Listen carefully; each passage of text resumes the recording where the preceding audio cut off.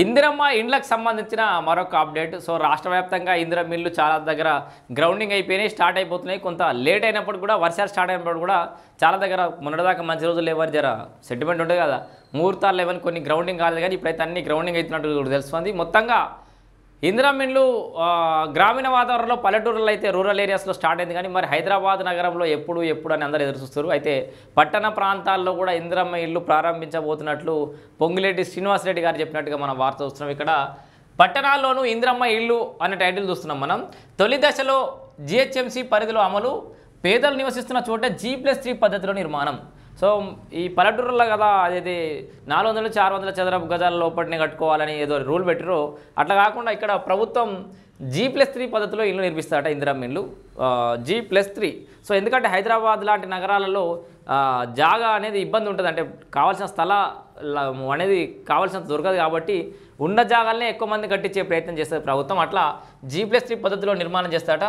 4 జిల్లాల కలెక్టర్లతో మంత్రి పొంగులేటి సమీక్ష, అవసరమైన స్థలాలను గుర్తించాలనే ఆదేశం. గ్రామీణ ప్రాంతాల్లో ఇప్పటికే పథకం యొక్క తొలి దశ అనేది కొలిక్కొచ్చింది, అంటే ఫస్ట్ ఫేజ్లో. ఇప్పుడు చాలామంది అనుకుంటారు ఫస్ట్ ఫేజ్ అయిపోయింది అంటారు ఏంది అని చెప్పేసి. అండ్ చాలామంది సార్ మాకు L1లో పేరు వచ్చింది, అర్హుల జాబితాలో పేరు వినబడ్డది కానీ ఇల్లు స్టార్ట్ చేస్తలేరని.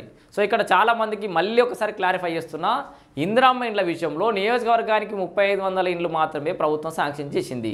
దాంట్లో మీ ఊరికి సంబంధించిన అర్హుల లిస్ట్ మొత్తం ముందుగానే చదివి ఉంటారు. 20 30 మీ గ్రామ జనాభాను బట్టి ప్రాతిపదికన ఎంతో సెలెక్ట్ చేసిరు. దాంట్లోకించి కూడా ఇప్పుడు అన్నీ రావు. ఈ తొలి దశలో ఒక 5 ఇండ్లు, మళ్ళీ దశలో ఇంకో 5-10 ఇండ్లు అట్లా కట్టుకుంటూ పోతూ ఉంటారు. అండ్ తొలి దశలో వచ్చిన కానీ ఇంకా తర్వాత దశలలో ఇంకేమైనా మార్పులు చేర్పులు కూడా వేయచ్చు. మీరు అట్లా కూడా కొంత ఆలోచించురి. ఇప్పుడు ముందుగా పోయినకు ఒక రకమైన అడ్వాంటేజ్ ఉంటే వెనక సిక్కుపోయినకి ఇంకో రకమైన అడ్వాంటేజ్ ఉండొచ్చు. ఏమన్నా ఇంకా కట్టుకోవడానికి వెసులుబాట్లు ఇవ్వడమా, ఇంకో రకమైన ఇప్పుడు ఇసుకకు సంబంధించిన కొంత ఇబ్బందులు జరుగుతున్నాయి చాలా జాలల్లో. ఇప్పుడు నేను ఈరోజే పోయొచ్చిన నంగనూరు మన నారాయణరావుపేట మండల్, సిద్దిపేట జిల్లా నారాయణరావుపేట మండలికి పోయినా వాళ్ళకి ఇసుక టోకెన్ల మీద ప్రభుత్వం ఉచిత ఇసుక సరఫరాకు సంబంధించి నంగనూరు మండలానికి సంబంధించి అక్కడ వాగు నుంచి కొట్టుకొచ్చుకోవాలని ఏదో ఫెసిలిటీ కల్పించారు. ఇక్కడ నుంచి నంగనూరుకు పోయి ఇసుక తెచ్చుకోవాలంటే అది కూడా ట్రాక్టర్లలో మాత్రమే తెచ్చుకోవాలట, లారీలు పెట్టడానికి అవకాశం లేదు. ఆ ట్రాక్టర్లో అంత దూరం పోయి తీసుకొచ్చుకుంటే 5,500-6,000 ట్రాక్టర్ కిరాయి అవుతున్నాయి. అట్లా 7-8 ట్రాక్టర్లు కొట్టుకొచ్చే వరకు మస్తు పైసలు పోతున్నాయి. ఆ పైసలతో ఒక్కసారి లారీ చెప్పుకుంటే ఇల్లు మొత్తం అయిపోతుంది ఇందిరమ్మ ఇల్లు. సో ఇట్లా చాలామంది పేదలు అయితే ఆలోచిస్తారు. ఇసుక లభ్యత లేకపోవడం, అక్కడ నారాయణరావుపేట మండల కేంద్రానికి ఉన్నటువంటి డిసడ్వాంటేజ్ ఏంటంటే అక్కడ చుట్టుపక్కల వాగులు లేకపోవడం వల్ల, ఇసుక లభ్యత లేకపోవడం వల్ల అక్కడ ఇచ్చారు. అట్లా శాండ్ బజార్ తొందరగా ఏర్పాటు చేసి ఇసుకలు ఇవ్వాలని చెప్పేసి అడుగుతారు. అట్లా రాష్ట్ర వ్యాప్తంగా ఇసుక సమస్యను, రకరకాల సమస్యలు, ఏదైనా కొత్త దుకాణం పెట్టినప్పుడు జర ఇబ్బంది అవుతుంది, తర్వాత ఫెసిలిటీస్ అవుతాయి. అట్లనే ఇందిరమ్మ మొదటి దశలో కొంతమంది ఇబ్బంది పడ్డప్పటికి కూడా కొంత గాడిలో పడుతుంది. ఇందిరమ్మ ఇండ్ల పథకానికి సంబంధించి తొలి దశ అయితే ఒక కొలిక్కి వచ్చింది, రెండో దశలో మిగతా వాళ్ళకి వస్తాయి. ఇక్కడ మళ్ళీ విషయం పక్కదారి పడుతుంది. హైదరాబాద్ లాంటి నగరాల్లో, పట్టణాల్లోనే ఇందిరమ్మ ఇళ్ళకి సంబంధించిన వార్త పూర్తి వివరాలు ఒకసారి మీకు చూపెట్టే ప్రయత్నం చేస్తా.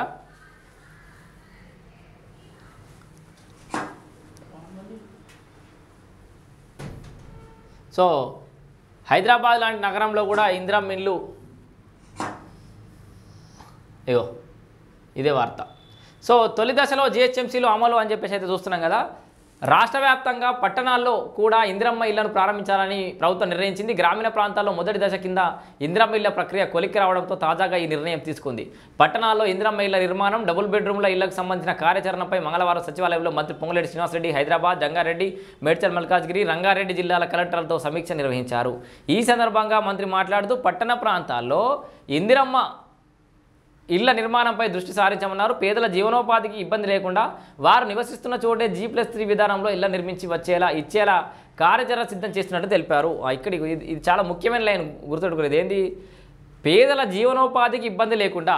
ఇక్కడ ఈ లైన్ ఎందుకు అండర్లైన్ చేసుకోవాల్సి వస్తుందంటే గత ప్రభుత్వంలో ప్రభుత్వం కట్టియలేదని కాదు, కేసీఆర్ డబుల్ బెడ్రూమ్ బ్రహ్మాండంగా చాలా కట్టిరు, కొంతవరకు డిస్ట్రిబ్యూషన్ కాలేదు. అయిన చోట కూడా ఇప్పుడు ఎక్కడో మన సికింద్రాబాద్ ఏరియాలో ఎక్కడో స్లమ్లో ఉన్న నిరుపేదకు డబుల్ బెడ్రూమ్ ఎక్కడ వచ్చింది, అక్కడెక్కడో ఓఆర్ఆర్ అవుతల్లో, లేకపోతే ఇంకెక్కడో ఉప్పల్ అవుతల్లో, ఎన్నో బాగాయత్ కానో ఎన్నో వచ్చినాయి అనుకుందాం. సో ఇక్కడ ఈయన బస్తీల దగ్గరికి నుంచి కొంచెం సికింద్రాబాద్ రైల్వే స్టేషన్ వెనుకనో ముందటనో అల్వాలనో గిన్నో పని చేసుకునే కూలీ నాలి చేసుకునే ఒక పేద కుటుంబం ఉంటే వాళ్ళకు ఎటువంటి తాడు పోతే ఉద్యోగాలు దొరికే పరిస్థితి, అంటే ఆ పనులు అలవాటైన పని తప్పితే వేరే పని చేసే అవకాశం ఉండదు పేదోళ్ళకి. సో అట్లా ఈ అవకాశాలు ఇడిచిపెట్టుకొని అక్కడ ఎక్కువ ఉండి ఆ నుంచి ఇడికి పనికి వస్తామా, లేకపోతే చిన్న కూరగాయల కొట్టు ఉంది, జరంత జాగా సొంత జాగా ఉంది, ఆడేమన్నా పని చేసుకుంటాం. ఊరవతలేనో కట్టిస్తే ఆడికిడికి వచ్చే లోపల నువ్వు ఇల్లు కట్టించడేమో కానీ ఈయన జీవనోపాధిలో సగం పైసలు అట్టే ట్రావెల్కి పోతాయి. అట్లా పేదలకు జీవనోపాధికి ఇబ్బంది లేకుండా వాళ్ళు ఉంటున్న ప్రాంతంలో ఇప్పుడు సికింద్రాబాద్ ఏరియాలో ఉన్నాయనకు కొంచెంగా బేగంపేటో లేకపోతే గిటో మన మన కవాడిగూడనో గాయరలో గిరిలైన జరంత జాగ దొరికితే అందరికీ కట్టితే పెద్ద డిస్టెన్స్ ఏం కాదు, ఇబ్బంది ఉండదు. అట్లా ఉన్న చోటనే కొంత ప్రభుత్వ భూమి ఎక్కడైతే అవైలబుల్ ఉంటుందో అక్కడ అన్ని G+3 పద్ధతిలో అందరికి ఒకే జాగాలు కట్టించే ప్రయత్నం అయితే కొత్త సర్కారు చేయబోతోంది. దానికి అది దృష్టిలో పెట్టుకొని ఇది పేదల జీవనోపాధికి ఇబ్బంది లేకుండా వారు నివసిస్తున్న చోటే G+3 విధానంలో ఇళ్లను నిర్మించి ఇచ్చేలా కార్యాచరణ సిద్ధం చేసినట్టు తెలిపారు. సో ఇది ఇప్పుడు ప్రభుత్వం ఆలోచిస్తున్నటువంటి విషయం. ఇందుకు అవసరమైన స్థలాలను గుర్తించాలని కలెక్టర్లకు సూచించారు.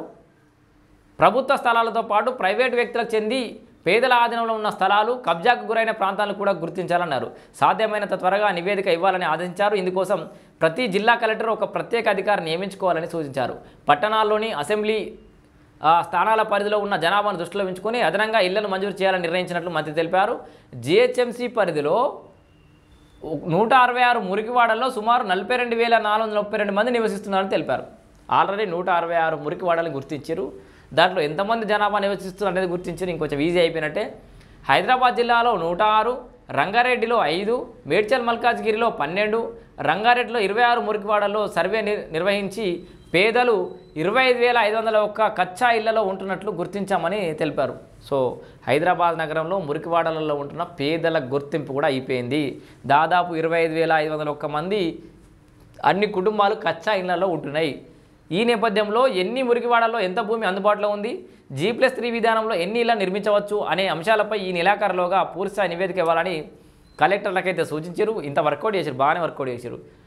అలాగే ఈ 4 జిల్లాల్లో పరిధిలో కేటాయించిన డబుల్ బెడ్రూమ్ ఇళ్లలోకి హైదరాబాద్ పరిధిలో ఉంటున్న వారెవరూ వెళ్ళడం లేదని, ఫలితంగా 30,000 ఇళ్లు ఖాళీగా ఉన్నాయని తెలిపారు. చూసిరా, ఆల్రెడీ కేసీఆర్ గారు కట్టించినటువంటి డబుల్ బెడ్రూమ్లలో 30,000 ఇళ్ళు ఖాళీగానే ఉంటున్నాయి అక్కడ, అంటే హైదరాబాద్ నగర ప్రాంతాల్లో చెప్తున్నా. సో అవన్నీ ఖాళీ ఉంటున్నాయి. ఆ నియర్ బై అంటే వీళ్ళు కట్టించిన ఇళ్ళకి నియర్ బై పేదలు ఎవరున్నారో వాళ్ళకి ఇచ్చే ప్రయత్నం అయితే చేయాలి సర్కార్. ఇప్పుడు ఇల్లు దక్కినా అక్కడికి వెళ్ళని వారికి నోటీసులు జారీ చేయాలని నిర్ణయించినట్లు తెలిపారు. అలాగే అసంపూర్తిగా ఉన్న డబుల్ బెడ్రూమ్ ఇళ్లను పూర్తి చేయాలని, అన్ని మౌలిక వసతులు కల్పించి మిగిలిపోయిన ఇళ్ల కేటాయింపులను ఆగస్టు నెలాఖరులోగా పూర్తి చేయాలని ఆదేశించారు. అనంతరం హౌసింగ్ కాలనీలు తనిఖీ కోసం రూపొందించిన యాప్ను మంత్రి పొంగులేటి ఆవిష్కరించారట. సో ఇది కూడా మంచి పరిణామమే, ఎందుకంటే అది కూడా ప్రభుత్వ సొమ్మే.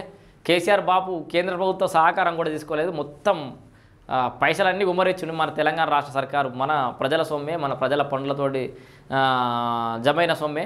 సో ఆ సొమ్ము వృధా కావద్దంటే, ఆ ఇండ్లు నిరుపయోగంగా వాడద్దు, శిథిలావస్థలకు పోవద్దంటే అవి ఖచ్చితంగా పేదోళ్ళకి ఇవ్వాలి, పునరుద్ధరించి వాళ్ళకి ఇస్తామని చెప్పేసి కూడా రెవెన్యూ శాఖ మంత్రి పొంగులేటి శ్రీనివాసరెడ్డి అయితే తెలుస్తుండు. సో మొత్తంగా కేసీఆర్ కట్టించిన డబుల్ బెడ్రూమ్లు ఉపయోగులకు తేవడం, పేదలకు ఇవ్వడం, అట్లాగే మురికివాడలలో ఏదైతే రాష్ట్రంలో హైదరాబాద్ నగరంలో మురికివాడలు వెత్తినాయో అక్కడ ఉన్నటువంటి పేదలకి G+3 పద్ధతిలో ఇందిరమ్మ ఇళ్లను కూడా కట్టేయడానికి అయితే ప్రభుత్వం సన్నద్ధమవుతోంది. దానికి అనుగుణంగా జిల్లా కలెక్టర్ తోటి సదస్సును కూడా, అంటే వీడియో కాన్ఫరెన్స్ కూడా, సమీక్షను కూడా నిర్వహించిండు పొంగిరెడ్డి శ్రీనివాసరెడ్డి. సో హైదరాబాద్ నగర పేద ప్రజలు కూడా కొంత దాని ఏమంటారు హోప్స్ పెట్టుకోవచ్చు, మీకు కూడా ఇందిరమ్మ ఇళ్ళు అతి త్వరలో రాబోతున్నాయి.